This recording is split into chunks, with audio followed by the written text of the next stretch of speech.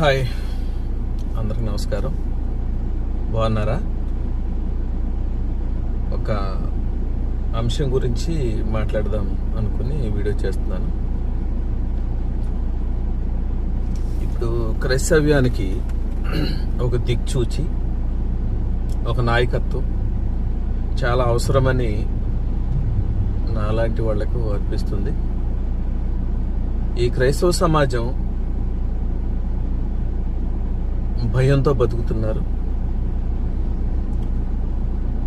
ఎందుకంటే బైబిల్ పిరికితనాన్ని బోధిస్తుంది అని చెప్పి, క్షమించాలి, సహించాలి అని చెప్పి వేల సంవత్సరాల నుంచి బైబిల్ని అపార్థం చేసుకుని బతుకు తెరువు కోసం బయలుదేరిన పాస్టర్లు విశ్వాసుల్ని, వాళ్ళల్లో ఉన్న న్యాచురాలిటీని చంపేశారు. అందుకే ఈ కష్టం వచ్చింది. క్రైస్తవ దేశాలని కన్నెత్తి చూడాలన్నా, క్రైస్తవ దేశాలను ఏదో ఒకటి చేయాలంటే మిగిలిన దేశాలకు సాధ్యపడటం లేదు. కారణం ఏంటంటే, ఉదాహరణకి ఇజ్రాయెల్ని చూడండి. కళ్ళెత్తి ఇజ్రాయెల్ దేశం వైపు చూస్తే కనుగుడ్లు ఉండవు, ఆ దేశం ఉండదు. వాళ్ళు పరలోక రాజ్యం చేరరని ఈ పాస్టర్లు అందరూ చెప్పదలిచారు ఏమో, నాకు తెలియదు. వాళ్ళని విమర్శించడానికి కాదు నేను వీడియో చేస్తుండా. బాగా ఆలోచించండి. ఇప్పుడు భారతదేశంలో క్రైస్తవం చాలా ప్రమాదంలో ఉంది. ఎవరు నమ్మినా నమ్ముకున్నా క్రైస్తవ పాస్టర్లు 80% బయటికి రారు. ఎందుకు రారంటే, వాళ్ళకి వేరే పని ఏముండదు, ఇన్కమ్ సోర్సెస్ ఉండవు. సంఘ సభ్యుల మీద, ఆ వచ్చే విశ్వాసుల మీద ఆధారపడి బతుకుతారు. ఇప్పుడు వాళ్ళకు ఒక పరిధి నియమించుకుని ఆ పరిధిలో బతుకుతున్నారు కాబట్టి వాళ్ళు బయటికి రారు. ఎందుకంటే బీసీలు, ఓసీలు, మిగిలిన హిందూ జాతులు అనబడుతున్న వాళ్ళందరూ కూడా ఆ చర్చిలకు వస్తున్నారు కాబట్టి వారి మధ్యలో ఈ చర్చిలు కట్టుకుని వీళ్ళు జీవనం సాగిస్తున్నారు కాబట్టి వాళ్ళ జీవన భృతి పోతుందేమో, మా చర్చలు తీసేస్తారేమో, మాకు ప్రమాదం వస్తుందేమో, మనమేలా బతికేది? ఇప్పటి వరకు సుఖంగా బతుకుతున్నాం, ఏ కష్టం లేకుండా మన పిల్లల్ని ఫారెన్లో చదివించుకుంటున్నాం, అయ్యగారులు అమ్మగారులు అంటూ కొలిపించుకుంటున్నాం, మనం ఖ్యాతి పొందుతున్నాం, ప్రజలలో మనమంటే గౌరవ భావం ఉంది. కాబట్టి ఎన్నిటికీ ఎక్కడ విఘాతం కలుగుతుందో అని పాస్టర్లు భయపడటం, వాళ్ళు బయటికి రారు, అందులో అనుమానం ఏమి లేదు. సరే, క్రైస్తవ్యాన్ని బాగు చేయటం అనేది ఆవేశంతో కూడుకున్న అంశమేమి కాదు. ఆవేశంగా ఎక్కువ మాట్లాడటం వల్ల క్రైస్తవ్య ప్రపంచానికి ధైర్యం, భరోసా వచ్చేదేమి ఉండదు, రెచ్చగొట్టడం తప్ప. ఈ క్రైస్తవ సమాజానికి ఒక నాయకత్వం అవసరం. ఎందుకంటే జగన్ గారు కూడా మన పక్షంగా మాట్లాడరు. ఎందుకు మాట్లాడరంటే, అతను క్రైస్తవుడైనా, అనిలైనా, ఇంకోరైనా మన పక్షంగా మాట్లాడరు. కారణం ఏంటంటే, వాళ్ళ స్వార్థ ప్రయోజనాలు వారికి ఉన్నాయి కాబట్టి క్రైస్తవుల పక్షంగా నిలబడటం అనేది జరిగే అంశం కాదు. కాబట్టి ఆ రాజకీయ పార్టీలను వదిలేద్దాం. ఇక మనకు కావాల్సింది ఏంటంటే, ఆవేశంగా మాట్లాడుతున్న ఒక 4-5 కనపడుతున్నారు మనకి సోషల్ మీడియాలో. వారి వలన కూడా ప్రయోజనం లేదు. ఎందుకంటే ఏదన్నా క్రైస్తవ సమాజం కోసం చేయాలంటే డబ్బులు కావాలి, దుడ్లు. వాళ్ళకి జేబులో పైసా ఉండదు. హైదరాబాద్ వెళ్ళి అడుక్కోవాలి, వైజాగ్ వెళ్ళి అడుక్కోవాలి. అడుక్కుని ఎంతకాలం? ఒక ఆర్గనైజేషన్ లేకపోతే ఒక క్రైస్తవ సమాజం అంటే చిన్నది కాదు కదా. అయితే ప్రపంచంలో 300 మంది క్రైస్తవులు ఉన్నను మన పరిస్థితి ఇలా ఎందుకు వచ్చిందంటే, యూనిటీ లేకపోవడం వల్ల, ఐకమత్యం లేకపోవడం వల్ల. ప్రవీణ్ పగడాల గారు చనిపోయిన తర్వాత ఒక 10 రోజులు, వారం మొరిగారు. ఇక ఎక్కడోళ్ళు అక్కడ సైలెంట్. ఎందుకంటే వాళ్ళకి వచ్చేది వస్తానే ఉంటుంది. వారం ఆచార వ్యవహారాలలో, మతాలలో ఉన్నట్లుగా ఆదివారం ఆరాధనలో వాళ్ళకి వచ్చే ఇన్కమ్, వాళ్ళ జీవితం సరిపోయింది. ఇక్కడ ఆశ్చర్యం ఏంటంటే, క్రైస్తవేతరులు అంటే క్రైస్తవ పాస్టర్లు కాకుండా శ్రీ హర్ష్ కుమార్ గారు, అప్రిషియేట్ సార్, నమస్తే, ఆయన తర్వాత కేఏ పాల్ గారు స్వతంత్రుడు అయిపోయాడు. ఎప్పుడైతే పాస్టర్షిప్ వదిలేశాడో అతను స్వతంత్రుడే. అంటే ఎవరి మీదైనా తిరగబడచ్చు, ఎలాగైనా మాట్లాడచ్చు, ఏది న్యాయం అనిపిస్తే అది చేయొచ్చు. అది స్వతంత్రుడు. పాస్టర్లకు ఆ స్వతంత్రత లేదు కదా. లేనప్పుడు వాళ్ళు మాట్లాడలేరు. పోలీసు వాళ్ళు నోటీసులు ఇచ్చారని ఎక్కడోళ్ళు అక్కడ సర్దేసుకున్నారు. సరే, వాళ్ళ గురించి తర్వాత మాట్లాడదాం, అది కాదు అంశం. ఇప్పుడు ఏదైతే క్రైస్తవ సమాజాన్ని ముందుకు తీసుకెళ్లాలని కంకణం కట్టారో అది అంతా కూడా స్టేజీల మీద ఆవేశంగా మాట్లాడినంత సులువు కాదు. ప్రతిరోజు ₹1,00,000 ఖర్చు అవుతాయి.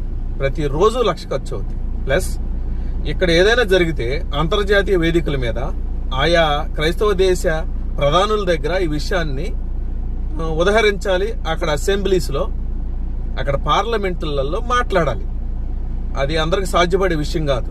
కాబట్టి ప్రతివాడికి నాయకుడు అవ్వాలని, ఏదో ఒక సంస్థ లీడ్ చేయాలని ఉంటుంది సహజంగా. అది ఆవేశంలో తీసుకునే నిర్ణయాలు కావి.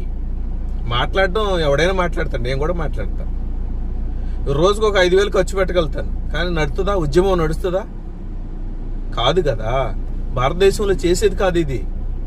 క్రైస్తవ సమాజం ప్రపంచమంతా వ్యాపించి ఉన్నప్పుడు, కులాలతో మనకి క్రైస్తవ్యానికి పని లేనప్పుడు, ఒక రెడ్డైనా, కమ్మైనా, కాపైనా, బ్రాహ్మణుడైనా, ఈ దేశస్థుడైనా సరే, ఈవెన్ పాకిస్తాన్లో ఉన్న క్రైస్తవుడైనా యేసుక్రీస్తు రక్తంలో కడగబడిన మన సహోదరుడే. కాబట్టి మన సహోదరులందరిని ఐక్యపరచాలంటే ఒక దేశం కాసుమి, విశ్వాన్ని ఐక్యపరచాలి అంటే దానికి తగిన క్యాపబుల్ పర్సన్ కావాలనేది ఇప్పుడు మనం ఆలోచిస్తున్న సందర్భం. ఒక ఇంటలెక్చువల్ని పోగొట్టుకున్నాం. ఇక ఎంతమందిని పోగొట్టుకోవడానికి మనం సిద్ధంగా లేం. దయచేసి మీ అహాలు, మీ గొప్పలో నేనే పోటుగాడిని అనే భావన పక్కన పెట్టి క్రైస్తవ్యం కోసం తటస్థ వేదికలా మాట్లాడగలిగిన ఏకైక వ్యక్తి కే. పాల్ గారు. మనకంటూ ఒక పార్టీ కావాలి, మనకంటూ ఒక ప్రతినిధి కావాలి ఇతర దేశాలలో మాట్లాడడానికి మన తరపున. ఇక్కడి నుంచి వెళ్ళిన హిందువులు అనబడిన వారు ప్రపంచ దేశాలలో సంపాదించుకుని అక్కడి నుంచి సొమ్ముతో ఇక్కడ ఆర్ఎస్ఎస్ భావజాలు, హిందూ భావజాలాన్ని రెచ్చగొట్టి ఇక్కడ పబ్బం గడుపుకుంటున్న వాళ్ళ సంగతి మనం చూద్దాం. ఆ వేదికల మీద ఉన్నారు, ఆయా దేశాలలో ఉన్నారు. ఆ సంగతులు క్రైస్తవుడిని ఇక్కడ దెబ్బేస్తే ప్రపంచం అంతా కదులుద్ది, ప్రపంచానికి సమాధానం చెప్పాలని గోసి బోసి బోడిగాళ్ళకి తెలియాలి. ఇక్కడ ఏదైనా క్రైస్తవుడు హత్య చేయబడితే, కొట్టబడితే, చర్చ్ కూల్చబడితే అమెరికా సెనెట్లోనో, బ్రిటన్ సెనెట్లోనో, ఇంకా ఏ ఆస్ట్రేలియాలోనో మాట్లాడగలగాలి. ఈ దొంగల పరువు, మతంతో వ్యాపారం చేస్తున్న ఈ దొంగల పరువు మనం అంతర్జాతీయంగా తీయాలి. ఇక్కడ ఏదైనా కొడితే అక్కడ గంట అక్కడ మోగాలి. ఇతర దేశాలలో అన్ని ఉన్న కంట్రీసే, విలాసవంతమైన కంట్రీసే, డబ్బున్న కంట్రీసే. బ్యాడ్ లక్ ఏంటంటే భారతదేశంలో క్రైస్తవులు అందరూ పేదరికంలో ఉన్నారు. మరలా ఈ క్రైస్తవ్యంలో కూడా అగ్రవర్ణాలని పిలిపించుకుంటున్న వాళ్ళే కోట్లు గడించుకుని విలాసవంతమైన జీవితం అనిపిస్తున్నారు. అట్లనే ఆర్ఎస్ఎస్ ని కూడా ముందుకు నడిపిస్తున్నారు. మోడీ బీసీ అంటున్నారు కదా, మరి ఏ బీసీయో, ఎలా బీసీయో ఏంటో మరి సంగతుల తర్వాత మాట్లాడదాం. ప్రస్తుతానికి క్రైస్తవ సమాజమా, ఆలోచించండి. ఒక్క క్షణం ఆగండి. ఆవేశాలు పక్కన పెట్టండి. స్థానికంగా ఉన్న సమస్యలు పక్కన పెట్టండి. కలిసి రాని 80% దొంగల్ని పక్కన పెట్టండి, పాస్టర్లని వదిలేయండి. కానీ వేదికల మీద మాట్లాడుతున్న ఇంటలెక్చువల్స్, మేధావుల్ని మరలా మనం పోగొట్టుకోవద్దు. వాళ్ళ మీద ఆధారపడి ఉన్నాయి. అందుకే ఎండోమెంట్ అనేది ఉంటుంది. అందుకే దాని మీద ఐఏఎస్ చదివినోడిని పెడుతున్నారు. ఈ మతం అంతరించిపోతే ఈ రాజకీయ నాయకులకు సొమ్ము ఉండదు, ఆధిపత్యం ఉండదు, అగ్రవర్ణం పిలిపించుకోవటం ఉండదు. వాళ్ళ పునాదులు కోసాలు కదులుతాయి. కాబట్టి మతాన్ని పెంచి పోషించుకోవాలి. మోడీకైనా, గోసిగాడికైనా, ఎవరికైనా సరే. ఇతర దేశాలలో వీళ్ళు వెళ్ళి టెంపుల్స్ కట్టొచ్చు, అక్కడ వీళ్ళు మత ప్రచారం చేయొచ్చు. 90% ఉన్న క్రైస్తవ దేశంలో హిందువుడు వెళ్ళి సరదాగా మాట్లాడేయచ్చు, వాడికి నచ్చిన దేవుణ్ణి ప్రచురించవచ్చు. ప్రచారం చేయొచ్చు. కానీ ఇక్కడ ఎందుకు బాధ కలుగుతుంది అంటే, ఈ మతం కాదు ఇక్కడ సమస్య. ఎవడైతే అంటరాని వాడన్నాడో వాడు అడ్వాన్స్ అవుతాడు, వాడు ఎదుగుతాడు అని. ఈ కులాల గురించి ప్రస్తావన మరలా మాట్లాడతాయి. ఈ కులాలు ఎక్కడ పుట్టుకొచ్చాయి అనేది మళ్ళీ మాట్లాడదాం. దయచేసి మీరు అందరూ కూడా ప్రజాశాంతి పార్టీని సపోర్ట్ చేయాలి. ఆవేశంగా మాట్లాడే ఆవేశం స్టార్లను పక్కన పెట్టండి. సాధ్యపడే విషయం కాదు. ప్రతిరోజు ₹1,00,000 ఖర్చు అవుతుంది క్రైస్తవ్యాన్ని ముందుకు తీసుకెళ్ళటం అంటే. డబ్బులు కాదు సమస్య. ఇతర దేశాలలో పడుగుబడి ఉన్న వ్యక్తి మన తరపున నిలబడాలి. ప్రస్తుతానికి కే పాల్ గారు కనపడుతున్నారు, హర్ష్ కుమార్ గారు చాలా బాగా మాట్లాడుతున్నారు. 2-3 క్రైస్తవ్యానికి సంబంధం లేని వ్యక్తులు, తటస్థంగా ఉన్న వ్యక్తులు క్రైస్తవ్యం కోసం అన్న కోసం ఎంతో పరితపిస్తున్నారు. మనం వాళ్ళకి చేయవలసింది అలా సపోర్ట్ చేయటమే. మీరేం డబ్బులు ఖర్చు పెట్టొద్దు, మీరు ఎక్కడికి తిరగక్కర్లేదు. ఇంక ఘోరం ఏంటంటే, ఇంత ఘోరం జరిగిన, అన్నం చంపిన మన క్రైస్తవ ఆడవాళ్ళు బయటికి రాలేదు. చూసారా? సోషల్ మీడియా వేదికగా హిందూ ఆడపడుచులు చూడు ఎంత గొంతు చింపుకుంటున్నారు. వాళ్ళ దగ్గర నిజం లేకపోయినా అబద్ధాన్ని నిజం చేస్తూ ఎంత మాట్లాడుతున్నారు చూసారా? కాబట్టి మనం ప్రజాశాంతి పార్టీకి సపోర్ట్ చేద్దాం. ఇక్కడ జరుగుతున్న అగాత్యాలు ప్రపంచానికి తెలియపరుద్దాం. అతను క్యాపబిలిటీ ఉన్న వ్యక్తి, కోటీశ్వరుడు, యేసుక్రీస్తు అంటే భయభక్తులు ఉన్న వ్యక్తి. ఈ క్రైస్తవ్యం కోసం పోరాటం చేయగలుగుతాడు. మనం ఎవడో ఒకటి నమ్మాలి కదా. కేపాల్ నమ్మదగిన వ్యక్తి. అతను మాట్లాడే సత్యం, అతను ఫాలో అవుదాం. ప్రపంచ దేశాలలో, భారతదేశంలో బలహీన వర్గాల మీద జరుగుతున్న ఈ దారుణ మారణకాండను ఆపాలి, ఫుల్ స్టాప్ పెట్టాలి. ఇక్కడ ఒకడు చచ్చిపోతే ప్రపంచ దేశాలలో మోడీ చేతగానితనం గురించి మాట్లాడాలి. దానికోసం మీరందరూ కలిసి వస్తారని. మీరందరూ ఇక్కడ ఎవడు నాయకుడిని ఎన్నుకోవాలా అని మీటింగులు పెట్టొద్దు. సోషల్ మీడియా ఫ్రీయే కదా అని అక్కడ సొల్లు కబుర్లొద్దు.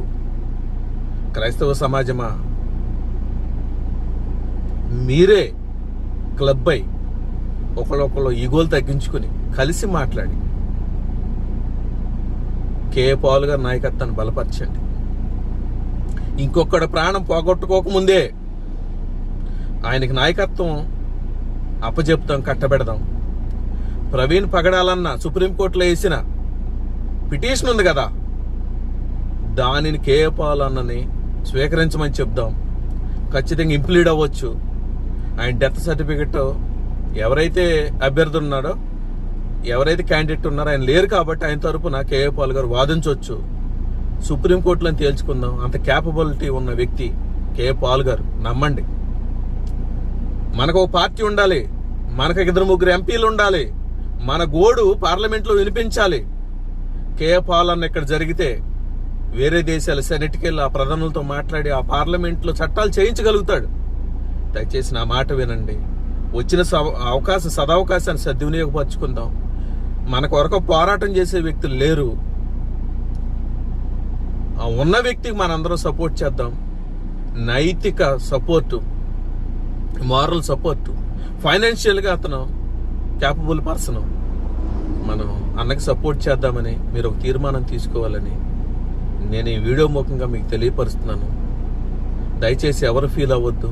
నాయకత్వ లక్షణాలు అందరికీ ఉంటాయి.